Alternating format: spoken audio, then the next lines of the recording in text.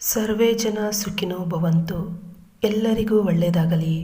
ವೀಕ್ಷಕರೇ, ನೀವು ಗಂಡ ಹೆಂಡತಿ ನಡುವೆ, ಅಂದರೆ ಮನೆಯಲ್ಲಿ ಯಾವುದೋ ಒಂದು ಕಾರಣಕ್ಕೆ, ನಿಮ್ಮ ಮನೆಯಲ್ಲಿ ಆರ್ಥಿಕವಾಗಿ ಆಗಿರಬಹುದು, ಹಣಕಾಸಿನ ತೊಂದರೆಯಲ್ಲಿರಬಹುದು, ಯಾವುದೇ ಒಂದು ಗುಪ್ತ ಸಮಸ್ಯೆಯಿಂದ ಗಂಡ ಹೆಂಡತಿ ನಡುವೆ ಅನ್ಯೋನ್ಯತೆ ಎನ್ನುವುದು ಇರುವುದಿಲ್ಲ.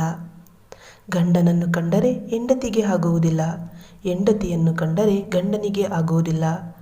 ಈ ತಂತ್ರ ಬಂದು ಗಂಡ ಹೆಂಡತಿ ವಶೀಕರಣ ತಂತ್ರ. ಈ ತಂತ್ರವನ್ನು ಮಾಡುವುದು ನೀವು ಅಷ್ಟು ಸುಲಭದ ಮಾತಲ್ಲ. ಈ ತಂತ್ರವನ್ನು ಮಾಡುವಾಗ ನೀವು ಒಳ್ಳೆಯ ಮನಸ್ಸಿಂದ ಮಾಡಬೇಕು. ಅಂದರೆ ನಿಮ್ಮ ಹೆಂಡತಿಯನ್ನು ನೀವು ಮನಸ್ಸಪೂರ್ತಿ ಮದುವೆಯಾಗಿರಬೇಕು, ಅಥವಾ ನಿಮ್ಮ ಗಂಡನನ್ನು ನೀವು ತುಂಬ ಇಷ್ಟಪಟ್ಟು ಮನಸ್ಸಿಂದ ಒಪ್ಪಿ ಮದುವೆ ಆಗಿದ್ದಲ್ಲಿ ಯಾವುದೇ ಜಗಳ ಕದನ ಅನ್ನುವುದು ಬರುವುದಿಲ್ಲ. ಅದು ಬಂದಂಥ ಕಾರಣಕ್ಕೆ ಈ ಒಂದು ತಂತ್ರವನ್ನು ಮಾಡಿದಲ್ಲಿ ನಿಮ್ಮ ನಡುವೆ ಅನ್ಯೋನ್ಯತೆ ಎನ್ನುವುದು ಹೆಚ್ಚುತ್ತದೆ. ಮೊದಲಿಗೆ ವೀಕ್ಷಕರೇ, ಒಂದು ಲಿಂಬೆಹಣ್ಣನ್ನು ತಗೊಳ್ಳಿ ವೀಕ್ಷಕರೇ. ಆ ಲಿಂಬೆಹಣ್ಣಿನ ಮೇಲೆ ನಿಮ್ಮ ಗಂಡ ಹೆಂಡತಿಯ ಹೆಸರನ್ನು ಬರೆಯಿರಿ. ಬರೆದ ನಂತರ ಈ ಒಂದು ಲಿಂಬೆಹಣ್ಣನ್ನು ನೀವು 4 ಭಾಗವಾಗಿ ಕಟ್ ಮಾಡಿಕೊಳ್ಳಿ.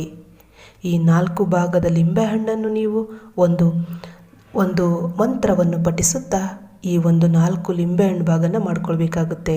ಮಂತ್ರ ಡಿಸ್ಪ್ಲೇ ಮೇಲೆ ಬರ್ತಾ ಇದೆ. ಆ ಒಂದು ಮಂತ್ರನ ನೀವು 60 ಬಾರಿ ಪಠಿಸಿ. 4 ಭಾಗವಾಗಿ ಲಿಂಬೆಹಣ್ಣು ಕಟ್ ಮಾಡಿ ಈ 4 ಲಿಂಬೆಹಣ್ಣನ್ನು ಈ ರೀತಿಯಾಗಿ ತಟ್ಟೆಯೊಳಗಡೆ ಇಡಬೇಕು. ಇಡುವಾಗ ಮೊದಲು 2 ವೀಳ್ಯದೆಲೆ ತಗೊಳ್ಳಿ ವೀಕ್ಷಕರೇ. 2 ವೀಳ್ಯದೆಲೆಯಲ್ಲೂ ಈ ರೀತಿಯಾಗಿ ಬರೆದುಕೊಂಡು ಇಡಬೇಕು. ವೀಳ್ಯದೆಲೆಯನ್ನು ಉಲ್ಟಾ ಮಾಡಿ ಇಡಿ. ವಿಡಿಯೋವನ್ನು ಗಮನವಿಟ್ಟು ನೋಡಿ, ಹಾಗೆ ಮಾಡಿ. ನಂತರ ಈ ಲಿಂಬೆಹಣ್ಣನ್ನು ಆ ವೀಳ್ಯದೆಲೆಯಲ್ಲಿ ಇಟ್ಟು ಅದಕ್ಕೆ ಅರಿಶಿನ ಕುಂಕುಮವನ್ನು ಹಾಕಿ, ಇದಾದ ನಂತರ ವೀಕ್ಷಕರೇ, ಈ ಒಂದು ವೀಳ್ಯದೆಲೆ ಮತ್ತು ಲಿಂಬೆಹಣ್ಣನ್ನು ನೀವು ಮಡಚಿಕೊಳ್ಳಬೇಕು. ಮಡಚಿ ವೀಕ್ಷಕರೇ, ಒಂದು ಕಪ್ಪು ಬಟ್ಟೆಯಲ್ಲಿ ಕಟ್ಟಿಕೊಳ್ಳಿ. ಕಟ್ಟಿಕೊಂಡು ಇದನ್ನು ನಿಮ್ಮ ತಲೆದಿಂಬಿನ ಕೆಳಗಡೆ ಇಟ್ಟು ಮಲಗಿ. ಮಾರನೇ ದಿನ ಇದನ್ನು ತಗೊಂಡೋಗಿ ವೀಕ್ಷಕರೇ, ಅರಳಿ ಮರ ಅಥವಾ ಬೇವಿನ ಮರ, ಸಾಧ್ಯವಾದರೆ ವೀಕ್ಷಕರೇ ಇದನ್ನು ಸ್ಮಶಾನದಲ್ಲಿ ಅಡ್ಡಿ ಬರಬೇಕಾಗುತ್ತೆ.